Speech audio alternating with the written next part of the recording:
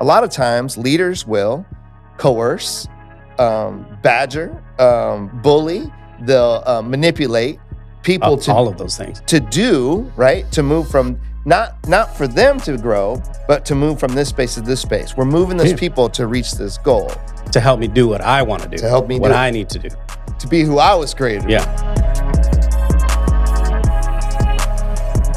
What's up, family? And welcome to another episode of the Future is Here podcast. I'm your host, Tommy Nixon. I'm here with my man, Robert Aboitis. What's up? And this is where we discuss the leadership principles that you need to lead this next generation. And so we're just going to get into it. Look at today's a super basic. We're building the blocks of leadership. We're going to talk about three things. And we want you to walk away with three understandings of a new type of leadership so you can lead this next generation. One, what is leadership? Yep. Who is a leader? Which I think we might get into it a little bit. Maybe might disagree a little bit on that. Right? And then what is leadership development? Now, I know you might be like, okay, I already know this because I read the John Maxwell book already, Tommy.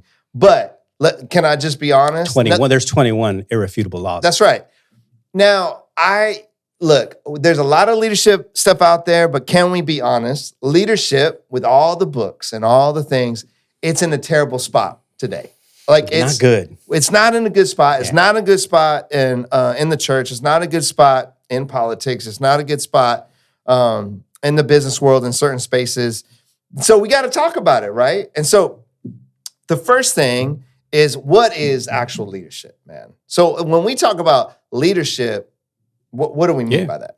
Well, I mean, maybe we disagree on this, but my basic definition of leadership is the function. So leadership is a function to me of guiding and directing one or more individuals from one position or one condition to another.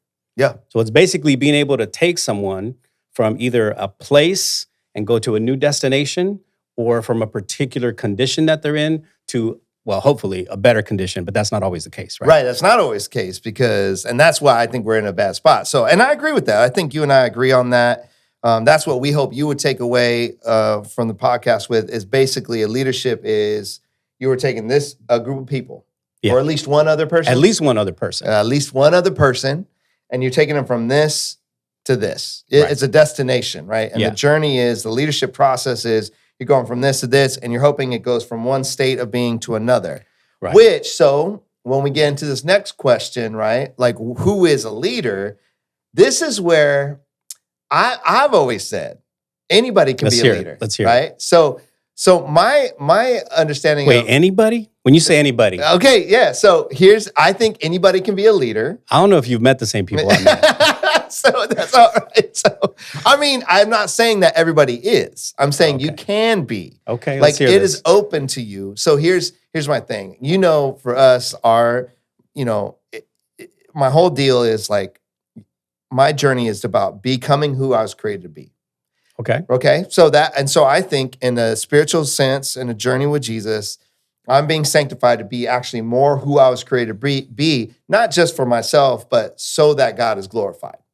So I'm a gift. He's created me, knitted me in my mother's womb. He did that for you. He did that for everybody that's alive.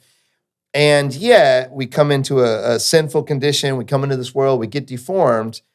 And Jesus is the way that then helps us become more of who we created to be. So that's that process, which I like your I'm with you. definition I'm with you so of leadership, right? Because discipleship would be, we help disciple, right? Yeah. Someone from this condition to this condition. Now we know that the main catalyst power behind that's the Holy Spirit. Well, that's why as leaders, we're guiding and directing, right? We're not producing the outcomes. Which is that's actually an important distinction, because a lot of times leaders will coerce, badger, bully, they'll manipulate people to all of those things to do, right? To move from not for them to grow, but to move from this space to this space. We're moving those people to reach this goal. To help me do what I want to do. To help me what do I need to do. To be who I was created to be, And so the reason why I think anybody can be a leader, and here's why. If you're becoming who you were created to be, right? That means, and we're called to discipleship. So this is in a certain paradigm of belief, okay? If you understand that belief, that way you're going, well, my job is than to help others also come to know that truth. So on a real base level for me, I'm like, if you're on the process of helping, you're becoming more of who you're created to be, and then you're helping others do that because you've gone down that road, you're turning around and helping other people do that. Baseline for me, I'm like, that's leadership. So are you just simply defining leadership as discipleship? That sounds like that's what you're doing. I mean, a little bit, yeah. Because within my paradigm and belief, philosophy, theology, that's really what I think is called to. And I think the reason God calls us to that is this really beautiful God strategy in that as I do that for someone else, it actually is necessary for me to actually continue my process to be who I was created to be. Okay, well, not to get in a rabbit hole, but so are you saying then that there's outside of the kingdom, that's the same definition? Oh, man. Discipleship is leadership outside of the kingdom? Like in what way? If you're defining leadership as discipleship, as basically taking someone from one condition to another, then people outside the kingdom are leading in the same way. You're saying any leader, anybody can do that. Anybody can take an individual from one condition or one place to another. That's good. I don't know. I mean, it's all within, because I do believe that you can. So it's saying in your business world, it's secular, it's not Christian, it's not Christ. But you've met leaders that help you become better.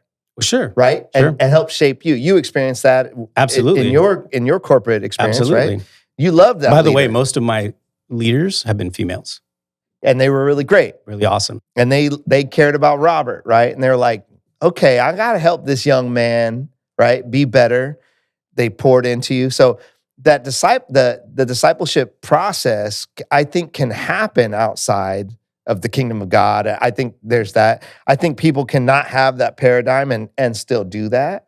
I just think that on a core level for us as believers, because we're talking about Christian leadership, it blows my mind that so many leaders in our space don't see it that way and don't lead that way. So are you talking more about potential than practice? Because I think there's a lot of people who would say, yeah, I have no desire to be a leader. I haven't been called to that. And so they will never be leaders, right? There's no desire, there's no drive there's no calling, if you will, to become a leader. They're happy being sheep, for lack of a better term. Yeah, but see, I think if you stay in that space, you're actually never growing beyond where you're at. So if an individual, say you're in a small group somewhere, I'm not the pastor, I'm not the small group leader, I'm not, right? But you're actively growing in your faith, and then you're taking and you're looking for who else can I pour into? Maybe you don't have the role. That's leadership. I'm raising my kids. That's leadership. I'm trying to help my kids become who they were created to be. I'm trying to love my neighbor, right? Because I see things in them, and I go, and I speak in words of life into them. I'm saying, hey, I see you're a really good mom, or you're a really good dad, or I see how you keep your yard. I mean, some simple stuff.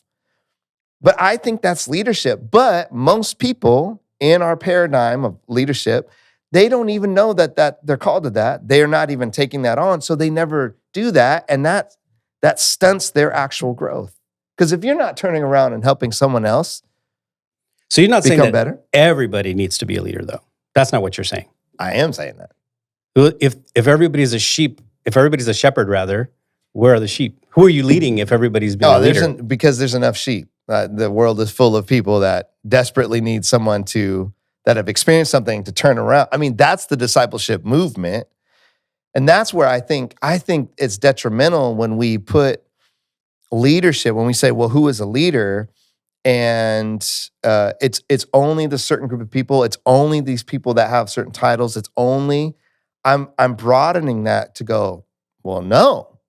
If you're in this process of becoming who you're created to be, part of that process is turning around and pouring into other people. And if you're doing that and those people start to move from one state to another, that's leadership. And I imagine a world where if everybody took that seriously, and specifically, in the whole world, if people took that outside of following Christ, I think it'd be a better world. But because Christ is specific, to it and said, no, and explicit to that. This is who you're called to be, Matthew 28. then as a believer, I'm like, you're called to be a leader because it's directly tied into your sanctification process. Yeah, I think maybe where the challenge is that we have this word leader, and leadership is so loaded, right? Because of the history of leadership in general and the kinds of leaders that we see, and we see what we see them doing, right? And so I think there's this tendency to think, oh, there's a particular thing that leaders do, and so I can't do that. If it's just one person, I think there's a feeling, right, that well, I'm not a leader because I'm just helping one person really out. Which again, by your definition, that discipleship is leadership, I'd have to be anti-biblical to not agree with you. Because I do think every single person should be discipling somebody else and can disciple somebody else. And so that's why and I'm not trying to be churchy about it, but there is a philosophy behind that where I'm like, do you even know that you're called to that? And this is the problem I have in the church. Okay, so here's the problem I have in the church. When we look at leadership outside of what I've described and even what you described as far as leadership and who can be a leader, we have millions of immature believers because we have this leadership structure set up where I'm like, oh, well, just you need to come hear my pastor talk. Yeah. Like there's no responsibility on me. I can just point them to the leader. Oh, not me. Like, but hey, if you can come to our church service, you'll hear our leader. And from our leader's experience, then you can grow too. You can get what I've been getting. Well, you never grow beyond that. And so then we put all that pressure on the leader, and this isn't good for the leader. So now the leader has to be the end all be all. And I'm like, you're not even flexing your own leadership muscles or growing or have the responsibility that you got to pour into other people. We're just gathering towards an event for one leader, and that makes it easy for me. And well, and I think as people wouldn't understand discipleship as leadership. I mean, if we started talking that way and say, hey, discipleship is leadership, then probably more people would step up to that, right? I mean, let's be honest. Not only do we not do leadership well, we don't even do discipleship well. Oh, I mean, it's too hard. And that's that responsibility, because leadership comes with responsibility. And this is one of the reasons we don't want to lead. People don't want to lead because it's like, I feel responsible for those that I'm trying to get them from one state to another. But if I'm not responsible for it, then I don't have to go through the heartache of when that person goes to a different state, gets worse, doesn't. And that's what's so genius about God's plan is I join in on it, but I'm actually not the power that changes someone. Yeah. And it's not wasted because then my journey through that actually shapes me as a leader. Does that make sense? No, I get that. Yeah. I get that. Well, I know you get that. But let's talk about it from even from a biblical perspective, right? So my sort of foundational leadership scripture is 1 Peter 5:2-3, right? Yep. Where it talks about be shepherds of the flock that God has entrusted under your care. So there's a distinction between the shepherd and the flock. It doesn't, absolutely. Right? And so I think in the biblical sense, there are some who are, for lack of a better term, called to lead a group of people, right? To shepherd, if you want to use that term, right? But the way that 1 Peter describes it, I love it because it says, you shouldn't lord it over them, and you shouldn't basically think yourself as higher than them, but you should do it because you're eager to serve. That's right. Because you're eager to serve them, and you have to realize, and the word that gets used multiple times in those verses is entrusted to your care. So for me, the way I interpret that verse is that leadership is the understanding that people are under my care, not under my charge. Right? That my responsibility as a leader, when I'm called to shepherd a flock, is that I have to care for them, right? I'm just not charging them with stuff to do. Okay, I'm not in charge of them, right? I'm, in fact, just really supposed to care for them as, like we talked about, we move the mission forward toward the vision that God has called us to. Yeah. No, that's really good. It kind of reminds me of a lot of things that you and I talk about. Is in one way, it's kind of, one's a project focused, right? And one's people focused, right? One's, what did you said this earlier, man, before we got on, and you were like, the way leaders lead. Oh, yeah. We were talking about activity, right? Yeah. Through activity versus versus strategy, which we'll talk about on another episode. But that's right. Yeah. But definitely, yeah, I think a lot of times we tend to think that, again, leading is about charging people to do stuff so that we can get stuff done. Yeah. It's about getting stuff done. And I think when I look at 1 Peter 5, 2 and 3, it's so much deeper than that. It's like I have these people have been entrusted to me. So like we talk about, if my journey is to be who God created me to be, then as a leader, as a shepherd, I have to care enough about them to make sure that I'm not doing anything that's getting in the way of helping them become who they were created to be. Yeah. Right. So that I'm not just using them for my purpose, for my mission and my vision, but that I'm actually caring about their growth and their trajectory as well. Which leads to a lot of different kind of important principles of, when somebody's ready to leave, I want to bless them as they go out, right? And not like try to be a hoarder of sheep, right? But when I recognize that it's time for them to, as I've helped them grow or as I've, cared for them and they've grown, to be able to release them as well. Yep. And a lot of times because we don't, let's be honest, as leaders, maybe sometimes we don't care about the people enough. We tend to think, well, I need them. And so I got to hold on to them until they've served my purpose, and then they can go. Right. Or when you stop being useful. Yeah. Now I got to get rid of you. And there's all that. It was so, that's all the church hurt stuff, and that's right. This idea of like leadership as discipleship, right? When you think about, so as we kind of jumping into like what is actual leadership development? Yeah. So you're saying it's that people are in your care, not your charge, right? What'd you say? First Peter 5, yeah. And I love that. When I think about this too, I think about structure, and this is why I think the issue that we're seeing in the church is you have these people who are leaders, and they're supposed to be leaders over thousands of people. Yeah. If you think about leadership as discipleship, Jesus didn't even set it up like that. He spoke to thousands of people, totally. But then he had right the few. Well, and it was a funnel, really. It was like you had the 120, you had the 12, you had 70, the 70. Right, I missed the 70. Yeah. That wasn't between the 120. Yeah. The 70, you had the 12, and then you had the 3, right? Yeah. And when you think about organizational structures and things like that, that makes a lot more sense. Now, his teaching and all that, that the actual corporate culture, if you will, that flowed through, and then he did that. But he really was like shaping the identity and helping those guys become who they were created to be, so that, and he did that with other people as well, not just the 3 or the 12, but he's hanging with these people. But, he's healing all these other people so they get an engagement, but he's not walking with them for 3 years. He's not speaking to them. He's not like, your name's going to be this now, Peter, you're the rock. And he's not doing all that stuff with everybody. Right. And this is the problem with leadership. I think it's like somehow we think because you can teach, you're supposed to be the leader over the thousands of people that are in your congregation, that's impossible. Well, then I think what happens is, again, we're going back to the idea of a lot of activity, right?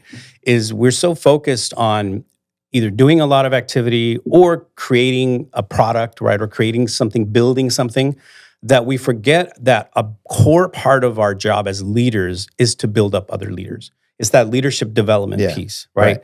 Which we as an organization here at UYWI, right? We consider ourselves a leadership development organization. Yeah, and so that's really, really important to us that we do leadership development. Most leaders, if you ask most leaders why they haven't developed people under them, what do you think the number one thing is they'll say? Oh, shoot. That's a good question, man.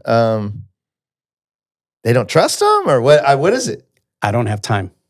Oh, gosh. I don't have time. That's the number one answer that leaders give. I don't have time. Which tells you what? What's the value there? Yeah, well, they're focused on, I got to get this thing done. I got to build this. I got to make all this activity right, but they don't have time. Over the last 30 years, especially in the corporate world, but over the last 30 years, more energy, time, and money has been spent on recruiting versus retention. Oh, yeah. Think about that. They put more energy into bringing new people on rather than building up the ones that are there with, that they've been entrusted with, right? Which it dilutes everything, because then you're not pouring into talent. They're not growing. Yeah. They're just bouncing from one thing to, and then Right. it becomes real selfish. It's not about the, especially I mean now, it's not about the corporation or but the movement of it. But this is where I'm saying, and leaders, hear me hear us when we say this. If you do what we're saying, that you're there as a leader, you're there to help other people become who they're created to be while in the vehicle of whatever you're leading, right? And so if you do that, it actually helps you get to your overall vision and mission better. Maybe not faster. Not always faster. Not always faster. But it's worth it. But here's the big difference between that though, is it'll press on your values and you'll have to start asking the question why. Because why are you actually doing this? So for instance, I was just talking to some people about this, some leaders on this. So often in organizations and movements and things like that, we actually want to keep the status quo. I'll give you an example, right? Homelessness. If you really go, especially here, we're in California, right? We're in Los Angeles, right? It's billions of dollars they spend on homelessness. Now, if we actually solved homelessness here, a lot of people would be out of a job. Oh, absolutely. A lot of less money would come in. Less money would come in for it. So do we actually want to solve the problem? Or do we just want to make it look like we're solving the problem so that we can keep around and just maintain what we have? That's a whole other podcast episode, man. So problem solving. Yes. And when we're talking about our leadership development, what we're saying is, do you really want to see the kingdom of God? Do you really want to see discipleship happen? And do you really care about the people that have been entrusted to you? So what's crazy to me is we're like, yeah, but I don't have time to do it. And you're like, God came down, Emmanuel, God with us, and this is how he did it. The revolution came through 12 knuckleheads. You know what I mean? Yep. And then the subsequent, those who, this grouping of disciples who some were coming out of really simple lifestyles. Others were just businessmen. Others were it was random. Some people were rich. Other people were poor. It was it's such a motley crew, right? And he's like, no, this is the people. But they all brought unique gifts. Yeah, absolutely. Which is a big part of caring for people, right? I'm saying. Being curious about who they are and what they have to offer. Yep. That's such an important thing. Well, I know for us at UYWI, when we talk about leadership development, there's 5 things. Yep. Five things that we do, right? We teach, we train, we provide access, we elevate their thinking, and then we ultimately redirect them on a path of discovering who God created them to be. Yeah. So that first part is just teaching them principles, kind of like we're doing here, right? Talking about the values that actually would make them better and healthier leaders. Because there has to be a teaching component. Jesus had a teaching component. He was constantly teaching them, right? And then there's the training, the tools and techniques, right? That how do I do something? So there's a difference between teaching and training, right? Training is like the impartation of a skill. Yep. And so you have to be able to increase the skill of the person that you're developing so that they can increase their capacity and impact. So we do that all the time with leaders here, right?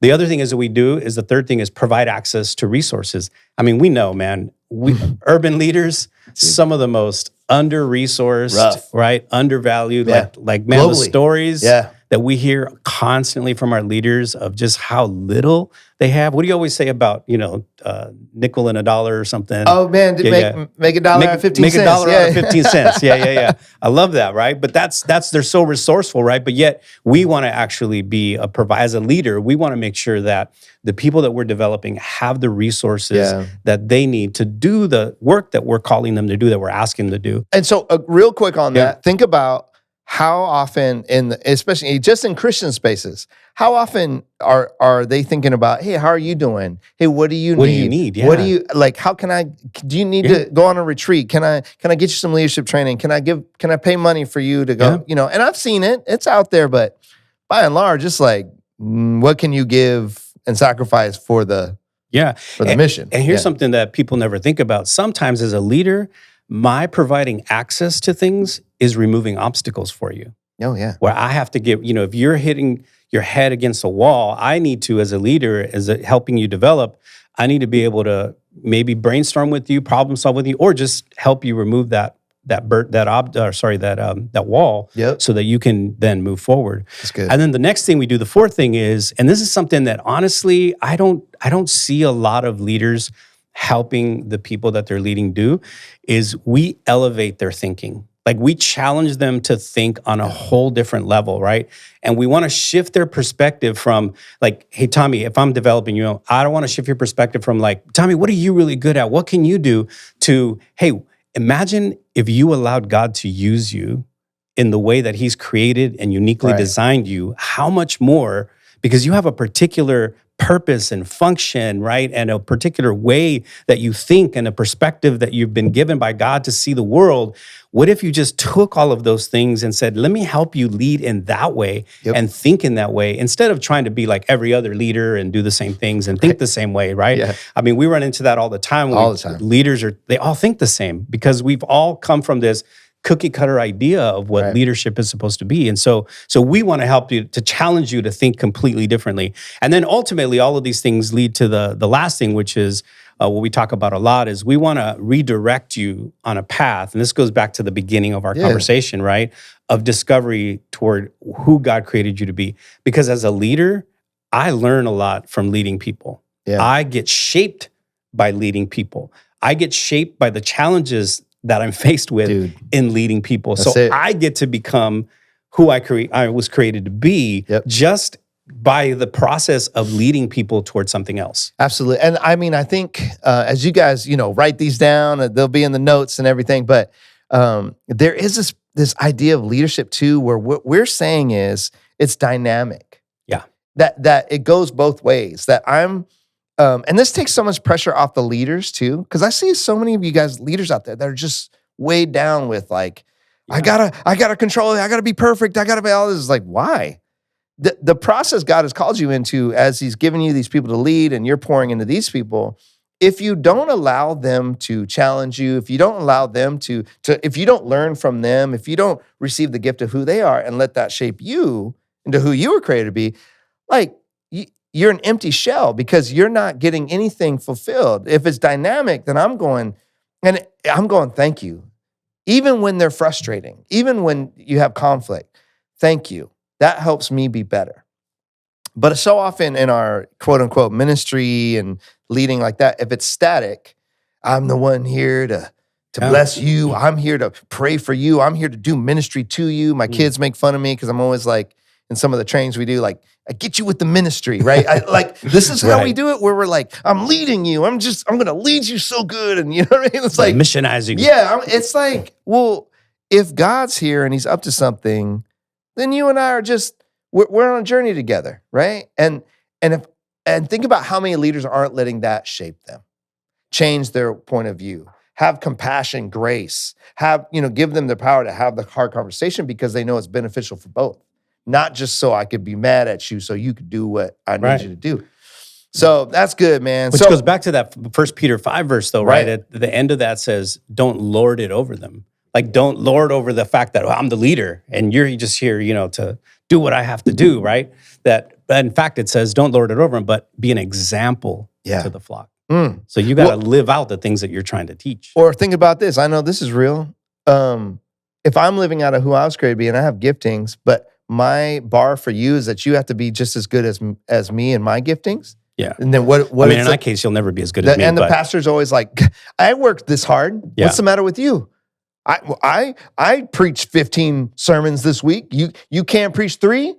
And then everybody around them's feeling like, man, I guess I suck. Yeah. You think God the Father's up there going, yeah, you suck. No, he's like, that's not who I created you to be, and I actually didn't call you to all that. No, he's going to be a good father. It's like, oh no, I see you, and he wants to encourage you in that, right? And so imagine if we just had leaders in the kingdom of God that just led like this in secular spaces, in the church, nonprofit. Yeah. I mean, it would be a beautiful world. So because everybody's becoming who they were created to be, right? And that would mean that God's beautiful and perfect design is being lived out in the world.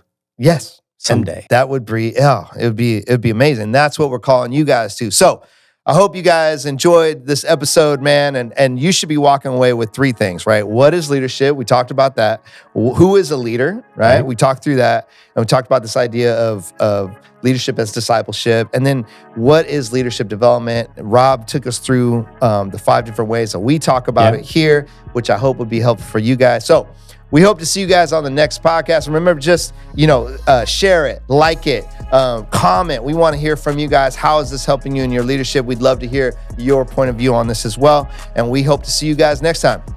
Peace.